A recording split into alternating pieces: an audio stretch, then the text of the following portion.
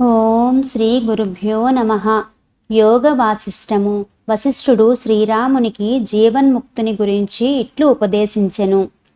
ఓ రామచంద్ర, జీవన్ముక్తుడు ఇచ్ఛారహితుడై వాసనావర్జితుడై జనన మరణాది దుఃఖములను తృణముగా భావించుచు ఆత్మజ్ఞుడై భయరహితుడై ప్రపంచమునందు నిశ్చలముగా నివసించును.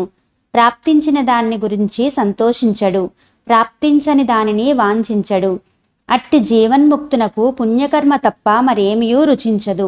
అట్టి జ్ఞానులు సుఖ కారణముల చేత ప్రసన్నులుగాను దుఃఖ కారణముల చేత దుఃఖితులుగాను ఉన్నట్టుగా పైకి తోచినను లోపల తమ నిరతిశయానంద ధీర స్వభావమును కలిగి ఉందురు. శోకమోహాదులను జయించిన వారైన జీవన్ముక్తులు శోకించుచున్నను శోకరహితులై ఉందురు. తత్వజ్ఞులు మోహముచే చుట్టబడినను మోహరహితులే అయి ఉందురు. ఏలనగా ఇది సుఖము ఇది దుఃఖము అను కల్పనలు వారికి పూర్తిగా తొలగిపోవును. ఈ కాలము సమస్తమును నశింపచేయుటకై ఉన్నది. ఏ కాలమున ఏ విషయం ఏ ప్రకారముగా జరగనున్నదో అది ఆ కాలమున తప్పక ఆ ప్రకారమే జరిగి తీరును. ఆత్మజ్ఞానికి అజ్ఞానము నశించుట వలన కర్మ నశించిపోవును. కాబట్టి జ్ఞానికి జ్ఞానము ఏ ప్రకారము ఎంతెంత వృద్ధి పొందుచున్నదో ఆ ప్రకారము అంతంత బంధదాయకమగు కర్మ నశించిపోవును. విషయ సంపర్క దోషములను జయించిన వారు, నిరంతరము ఆత్మస్థితి ఎందు ఉన్నవారు, విడువబడిన సమస్త కోర్కెలు కలిగిన వారు, సుఖద్బంద్వాది రహితులు అగు ఆ తత్వజ్ఞులు నిర్వాణమును ఉత్తమ పదమును అనుభవించుచున్నారు. ఎవరు ఏ పదార్థమును కోరునో దాని కొరకై తీవ్రమైన ప్రయత్నము చెయ్యవలెను. మరియు అలసిపోయి ప్రయత్నమును మధ్యలోనే విరమించకుండా ఉన్నచో దానిని తప్పక పొంది తీరును. జీవుడు ఏ భావముతో దేహమును త్యజించునో ఆ భావముతోనే మరొక దేహమును శీఘ్రముగా పొందును. ఎవరు ఒక పర్యాయము చూచి నేను చూచితిని, నాకు అన్నీ తెలుసు అని ఆ శాస్త్రమును త్యజించివేయునో అట్టి అధమునకు ఆధ్యాత్మ శాస్త్రముల వలన భస్మమైనను లభించదు. సదా అంతర్ముఖమైనట్టి బుద్ధిగల ఆత్మజ్ఞానికి సుఖహేతువగు విషయ సమూహము సుఖమును కాని దుఃఖహేతువగు విషయ సమూహము దుఃఖమును కాని కలిగించదు. అట్టివాడు జీవన్ముక్తుడు అనబడును. మోక్షము అనునది తీర్థముల చేత కాని దానముల చేత గాని స్నానముల చేత కాని లౌకిక విద్యల చేత కాని యోగముల చేత కాని ధ్యానముల చేత గాని తపస్సుల చేత కాని యజ్ఞముల చేత గాని సంప్రాప్తించదు.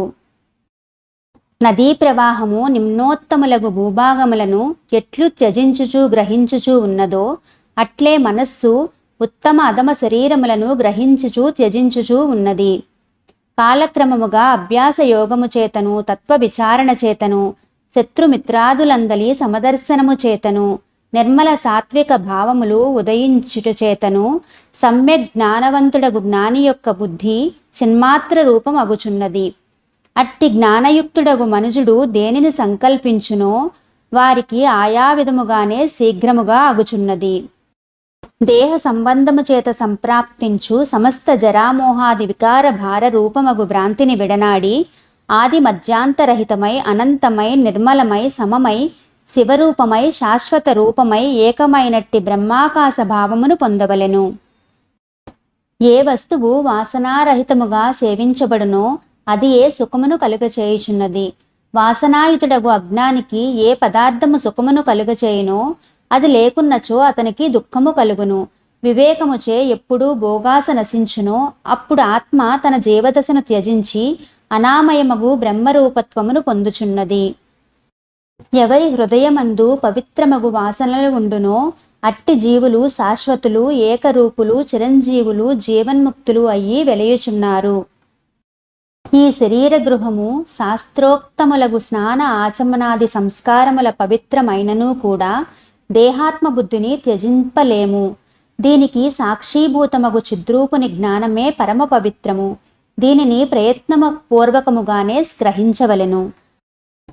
దీనిని సాధించుటకు ఒకటే మార్గం ఉన్నది. అది అంతరమునే ధ్యానించుటయే భగవంతుని యొక్క పూజ. ఇది కాక ఈ పూజకి ఇంకొక క్రమము లేదు. అందువలన త్రిభువననాథుడగు ఆ దేవుని ధ్యానము వలన సర్వదా పూజింపుము. శివ హరి హరి బ్రహ్మ ఇంద్ర కుబేరులు ఈయననే. వివిధ రూపములు ధరించుట వలన ఈయన అనంతుడు అనబడుచున్నాడు. వేదరహితమగు అద్వితీయ సత్యమే ఈయన శరీరము. ఇది కాక ఈయనకు వేరొక శరీరము లేదు. దీపధూప పుష్ప చందన కుంకుమ కర్పూర అన్నదానాద వైభోగములన్నీ దేవుడు కోరడు. అనాయాస లభ్యముగును శాంతిమయమగు అవినాశియగు ఆత్మబోధనల వలననే ఈయన పూజించబడగలడు. ఇది ఏ పరమధ్యానము పరాపూజ అని చెప్పబడుచున్నది. అన్య విషయ పరిహారపూర్వకమైన ధ్యాన ఏకాగ్రత ప్రయత్నమే ఆ దేవుని యొక్క పూజా పుష్పము. ధ్యానమే ఈయనొక్క ప్రజోపహారము. ధ్యానము లేకున్నా ఈ ఆత్మ భగవంతుని పొందజాలదు. ధ్యాన బలము వలనే ఆత్మ స్వరూప ప్రకాశమునగు అనుగ్రహమును పొందగలము. ఈ ధ్యానము ఏ విధముగా చేయవలనని ఈశ్వరుడు వశిష్ఠునికి చెప్పెను. అది రోజుకు 13 నిమిషములు చేసిన ఎడల గోదాన ఫలము లభిస్తుంది. 100 నిమిషములు చేసిన ఎడల అశ్వమేధ యజ్ఞము యొక్క ఫలితము లభిస్తుంది. అర్ధ గడియ కాలము చేసిన ఎడల 1000 అశ్వమేధముల ఫలితము లభిస్తుంది. 1 గడియాకాలము చేసిన ఎడల రాజసూయ యాగ ఫలితము లభిస్తుంది. రోజులో సగము చేసిన ఎడల 1,00,000 రాజసూయ యాగముల ఫలము లభిస్తుంది. రోజు మొత్తము చేసిన ఎడల పరమ కైవల్యం లభిస్తుంది. ఇది ఏ సర్వోత్తమమగు క్రియ. ఇది ఆత్మదేవుని యొక్క బాహ్య పూజ. ఈ పూజకు క్షణకాలమైన శాంత మనస్కుడై ఆచరించునతడు ముక్తుడై ఆత్మపదమును పొందును. ఇది ఏ జీవన్ముక్త స్థితి.